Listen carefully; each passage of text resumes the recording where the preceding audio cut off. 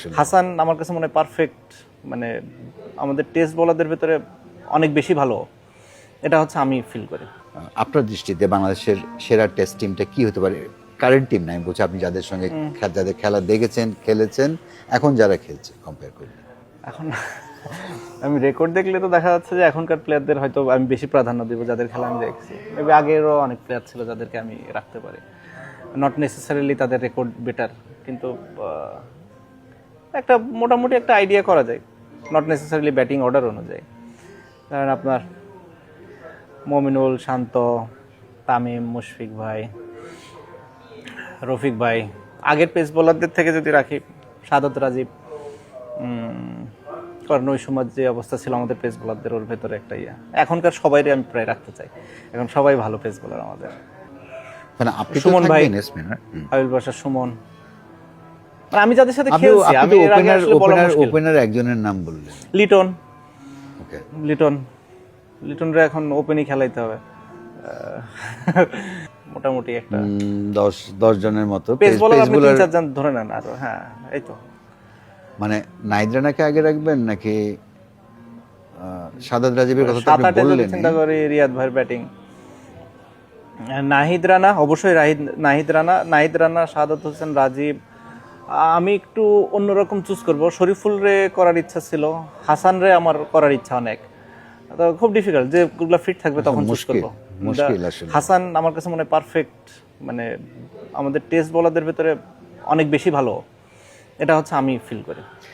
আপনার second spinner কি হবেন? আপনি তো অলরাউন্ডার, সেকেন্ড স্পিনার রফিক ভাইরে নিলাম, এখন আমি তাইজুলরে নিতে পারতেছি না, বাট এমনি হলে তো ধরেন তাইজুল, মিরাজ দুইজনই আছে, দুইজনের বোধহয় 250+ উইকেট, তাই না?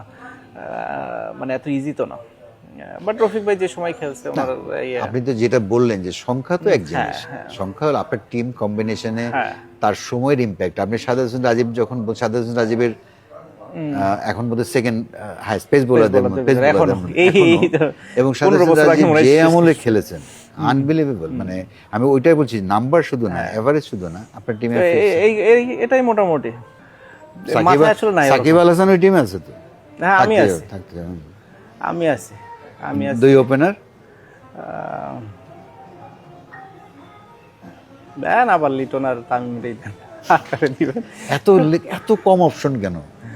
না মানে এখন মাথায় আসতেছে না, আমি শিওর একটু চিন্তা করলে হবে। আমি আসলে সত্যি কথা বলতে, আপনি যখন একটা ইসের সাথে লাস্ট 2-3 বছর কোনো টাচে থাকবেন না, ইটস ডিফিকাল্ট। আপনি অনেক বেশি আমার ওই নাম্বার 3 সাকিব আল হাসান, নাম্বার 3 দেন, আমাকে ব্যাটিং পজিশনের কারণে আমি জানতে চাচ্ছি। রিয়াদ ভাই, মুশফিক ভাই,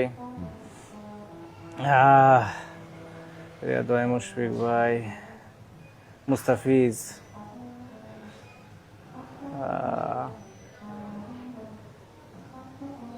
মুস্তাফিজ পেস বোলার। আর কি আছে আমাদের ভালো? শরীফুল দিয়ে দেন, তাসকিন খেলে, তাসকিন, নাহিদ রানা মেবি।